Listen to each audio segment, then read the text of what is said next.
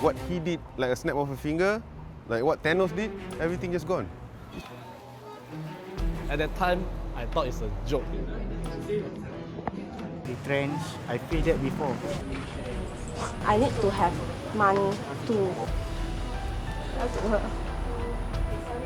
An overnight ban on personal mobility devices, E-scooters will be banned from footpaths starting tomorrow.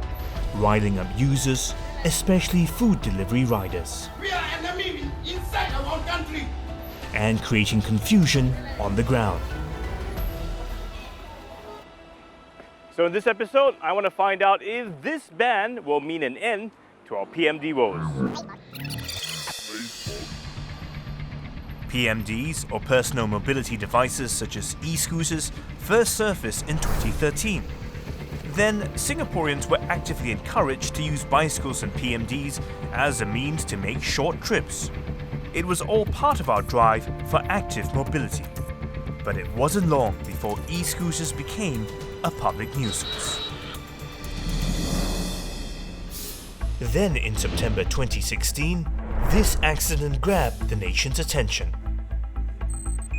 In January 2017, a slew of measures were tabled in Parliament to regulate PMD use on footpaths.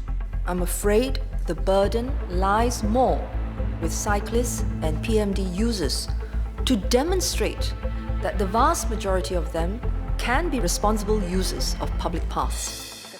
In May 2018, Talking Point met then 65-year-old Madam Lee, a victim of an e-scooter hit and run. While her injury wasn't major, it highlighted the danger of PMDs, which at that time were also allowed to be used at HDB void decks. 他背后来跟我撞过去，那个车电动车撞倒，他倒在那边，然后我倒在这边。 Not long after, a slew of new regulations were imposed. This included lowering the speed limit on footpaths, Mobility device users who are used to going fast on footpaths will now need to slow down. and banning PMDs at void decks and common corridors in 15 towns. But up till 6 months ago, there were still no plans to ban them from footpaths, despite concerns raised in Parliament. Residents have been complaining about near-miss accidents. How severe the situation has to be before the ministry will consider banning PMDs on pavements or footpaths? In Singapore, such active mobility devices are useful for short journeys within towns and as first and last mile options. Therefore, banning the use of active mobility devices on footpaths is actually not the solution. Then this happened. Madam Ong Bi-eng. She died in hospital 4 days after she was hit by an e-scooter. And on 4th November, we have decided to prohibit the use of e-scooters from all footpaths. It was immediate. This will take effect from tomorrow. In the days following the announcement, hundreds of food delivery riders have been gathering at Meet the People sessions all over Singapore. I'm in Bukit Batok, and these riders have been gathered here for at least 2 hours hoping to meet their Member of Parliament, Murali Pillay. With their livelihood suddenly upended, they want answers. So what are you going to do now? Will you switch to the e-bike?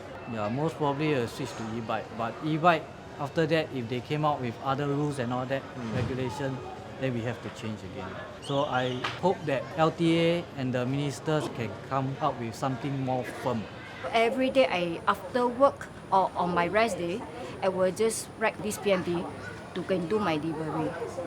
I can earn and I can see the money which is growing. So I think that if without this thing, I might be lost of one of the income. Yeah. We don't mind that we can go for course for the PMD course. We don't want any voucher or whatever help from you all. We just need you all to say in the parliament to legal back on the footpath and put some enforcer at night just to keep safe the road. There are some 7,000 food delivery riders who are affected by the footpath ban. But the government has since announced that they will be offering grants to switch to an e-bike, bicycle or a personal mobility aid. Sairi Adnan has been working as a Grab food delivery rider for the last 2 years. Hello, Stephen. Sairi. Having lost a leg in an accident 7 years ago, this job, which could earn him about $1,200 a month, has given him a new lease of life. The problem is, Sairi doesn't own his PMD. Like many other riders, he rents it from Grab, so the grant doesn't apply to him. For one wheelchair, with good wheelchair, sometimes got 2,000. But have you tried before?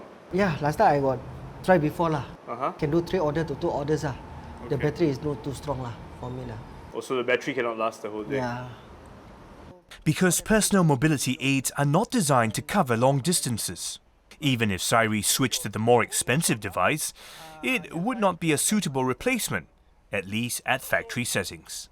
Without using the footpath, is it still possible to make deliveries? Difficult for me also lah. Maybe I follow you around a bit today and we can see just how difficult it is. Okay, can. So let's take a look. Do you have any deliveries now? Not yet. 15 minutes later. The order is chicken mushroom, sotong head on stick. It's 5 items. I sent to this block, Clementi Avenue 4. Okay. Okay, let's go.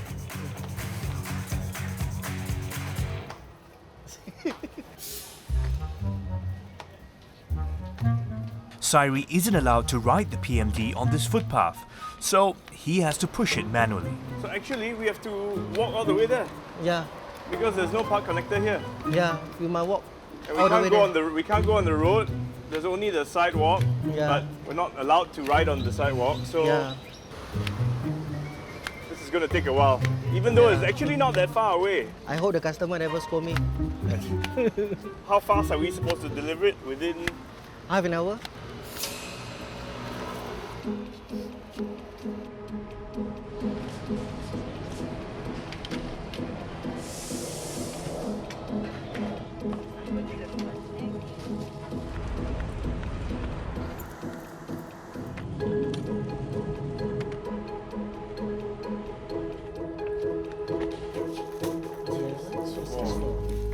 Oh, right here. Hello, hi. Here's your food. Okay. Okay, so we're done with the delivery. It took us almost about 45 minutes. Last time, how many deliveries do you do every day, roughly? Mostly I can do 10 or 12 delivery. Now only I can do 3 to 4 delivery only. Only 3 or 4? Well, that's only like 30% of what you used to do. Yeah. Banned from footpaths and roads, ePMDs are now restricted to cycling and shared paths. While there are plans in the next 5 years to expand our cycling infrastructure, riders will only have about 750 kilometers of pathways to ride their e-scooters or PMDs on. That's just a small fraction of the 5,500 kilometers of footpaths and 9,405 kilometers of road that they are now banned from. I want to know what it will take to improve our infrastructure to support the use of PMDs. So I've arranged to meet Yi Chia Singh. Those cannot be on the footpath, but they can go on the road. Over the past few years, he's been trying to improve the path connectivity in his Choa Chu Kang ward. I think moving forward, they want the users to be on the PCN or the cycling path, you know. So does that mean the infrastructure is going to be created to support that? Yes, I think the vision is that to the extent possible, we will have dedicated cycling path. But of course, we have to work with the local constraints, you know, what can be done, what cannot be done. I mean, frankly, if you look at this, one side is the sports center, the other side is the tree. So we have already done as much as we could. This one is a SP power box that support the lighting for the covered linkway and the traffic lights. Which means the PMDs probably won't see the light of day ever in an area like this. Yes, correct. Apart from food delivery riders, who else will be affected by the ban? You might see some companies going bankrupt.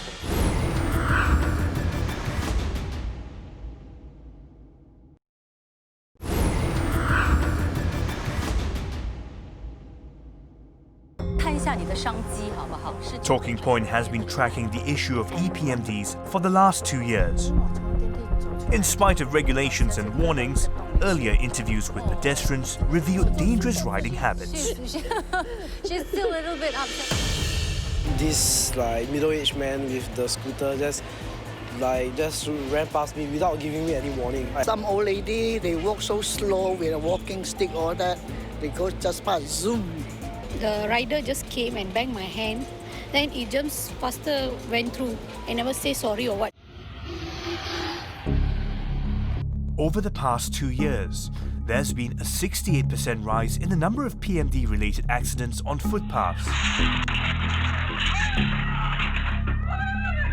The calls for a total ban on PMD. So on the 4th of November, the government announced an immediate ban of PMDs or personal mobility devices from all public footpaths. Singapore is not the first country to impose a footpath ban on PMDs. Earlier in May, Germany banned e-scooters from pavements, allowing it only on roads and cycling paths. France followed suit in September. In Asia, South Korea categorizes e-scooters as motorbikes, which means it has to be driven on the road while wearing a helmet. They cannot go on footpaths. Their riders also must be over 16 years old and have a motorbike license. Japan has similar rules. E-scooters have to be ridden on the road and equipped with license plates and side mirrors. Australia, on the other hand, allows e-scooters on footpaths, but users must be over the age of 18 and wear a helmet. They also cannot exceed a speed limit of 15 km per hour.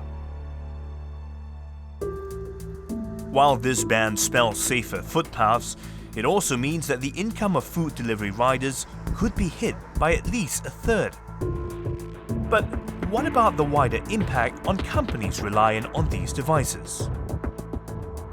I've arranged to meet Associate Professor Walter Teixeira, an expert on urban transportation. What about that economic impact on the industry? How significant will it be? Without PMDs, you need a certain level of physical fitness. You know, if you're getting into a bike or even a power-assisted bike. So once the ban has gone into place, the companies have a much reduced manpower pool now. And that means they may have to start offering higher wages. And I think in the short run, it's going to mean that if you are a consumer, you might find that you can't have maybe access to the same range of delivery options, higher prices, longer waiting times. So besides the impact on food delivery riders, what are the broader implications from this ban? Well, I think what we've forgotten about is there are about 100,000 PMDs in Singapore, and the vast majority are not being used by food delivery riders. They're being used by regular commuters on a day-to-day basis. What about retailers? What about those selling e-scooters? I mean, does this mean it's game over for them? There's no question they've been hard hit by the ban. So I think that's another group which we have some concerns about. You might see some companies going bankrupt. So our last option, if we need the connectivity and the speed, is to switch to the e-bike. But what does it take to make that switch? And I need the man behind the announcement. Some would say you're flip-flopping on the issue.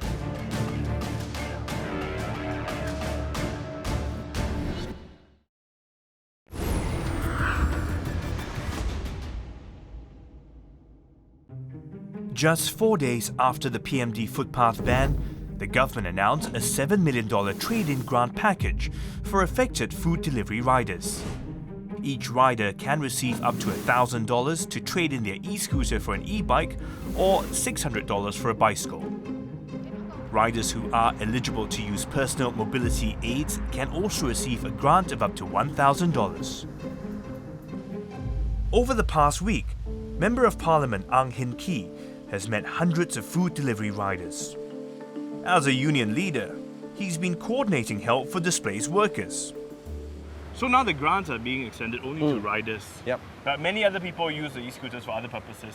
Why not open the grants to everyone? This question was posed to the Ministry of Transport what did you say? and said that they didn't reject the request to see how best we can support. But I'll let them come out with the news when they are ready, whether or not they can help the residents with devices at home that cannot be used on footpath, although can be used in other places. So the grants now say 1K for e-bikes for PMA, 600 for bicycles. How was that number decided on? They look at the price of a bulk purchase power-assisted bike and the PMAs, and the price come to about $1,000. And for bicycle was about $600 to $700, depending on the model. But an essential basic model that can allow you to do the business or conduct the delivery will be about that price. So it means the riders won't have to fork out any money at all? Technically speaking, they would not have to have out-of-pocket expenses. These guys will essentially earn less yes, in terms of income, right? So how can we address that? Food delivery company got to decide, do I collect less commission? Do I provide a higher payment to the rider? Right. Or do I find another business model whereby the riders will not be affected too much by covering less trip, and if you make less per trip, therefore can I make more per trip, or you collect less commission per trip? Okay. Then you actually help to manage the potential drop in income. I used to ride an ePMD. I would hesitate to ride it or any other form of assisted mobility device on the roads because I simply can't compete with cars that are whizzing by at 50 kilometers per hour. So I want to find out if swapping ePMDs for e-bikes are an option, money notwithstanding. Farid Ruslan has been an e-bike food delivery rider for 6 months. I want to know what it feels like to be an e-bike rider on our roads. So I'm going to follow him on one of his trips. What are some of the problems you face? Facing problem with all those car users. Sometimes they don't give us way. Even though we show our hand that we are turning right, they just overtake us. And have you ever had any accidents? Got into an accident? No, but nearly yes. Okay. It's a near miss lah, but I got no choice lah. We have to go on road. I have cycled on the road before, but never with an e-bike and on a race against time. So this will be a real test of just how safe our roads are for e-bike riders.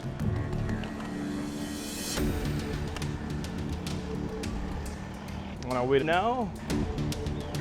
Now we're going to try and change lanes. This is slightly nerve-wracking. I can see a car that's hot on my tail there. Doesn't help, there's construction everywhere. Oh! She didn't see us. And that was a case of a near miss because we actually have the right of way on the road. That was a little bit scary. You almost saw the car coming out from the side road. She didn't see you, right? This happens always. Because they're looking for cars. They're not really looking for you, right? Do we take the innermost lane? Oh, I guess not. Oh, so we're right smack in the middle of the cars. Oh, I don't like this. Okay, so now we're here at a traffic light, and this is going to be a bit nerve-wracking because it's a red light. The cars are all around us, but we're going to turn right. So once the light turns green, we just have to pedal like crazy. At least that's what I'm going to do. Here we go.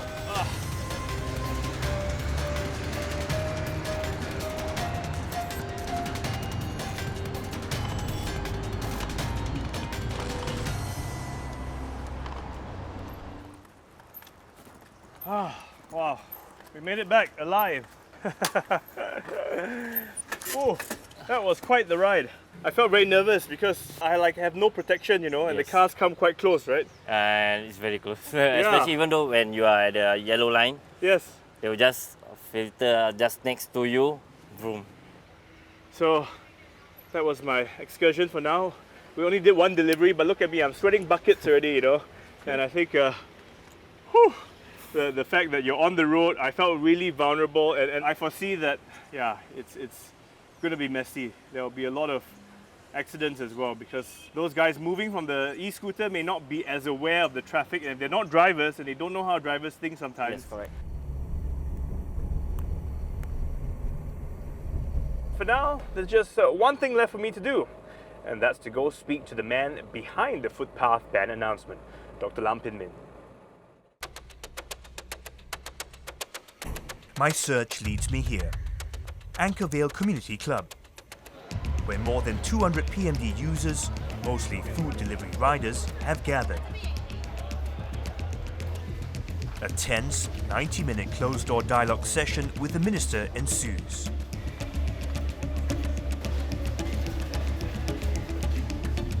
And finally, at close to 10 p.m, Dr. Lam emerges to immediate scrum. So Dr. Lam, you said in May that there'll be no bans on the PMDs on footpaths. Why the about turn? Well, we have to look at the situation.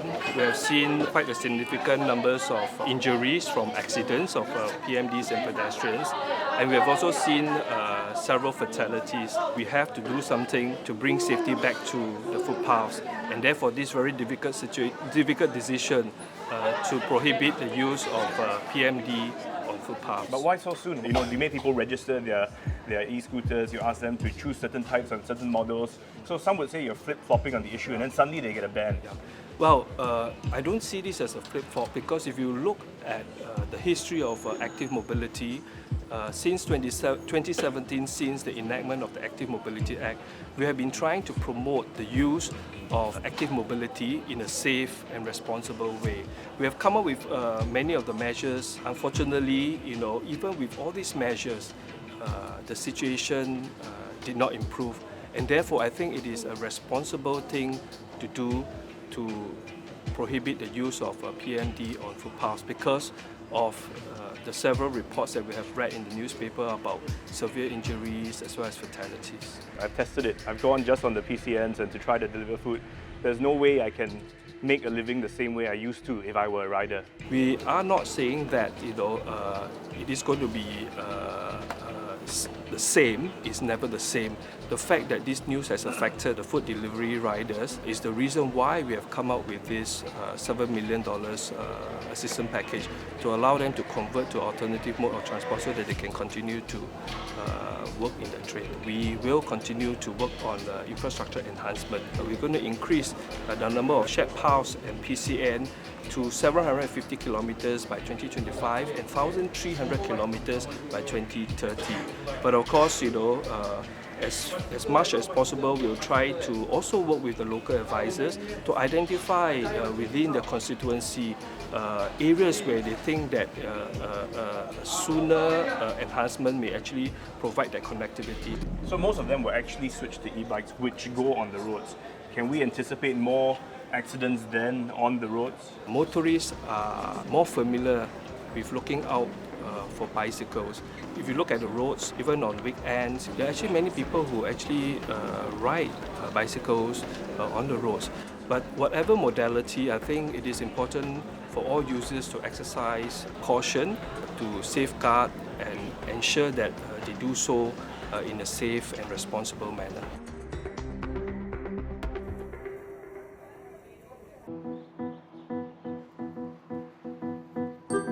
So will banning PMDs on the footpaths be the solution? Yes, if we consider public safety.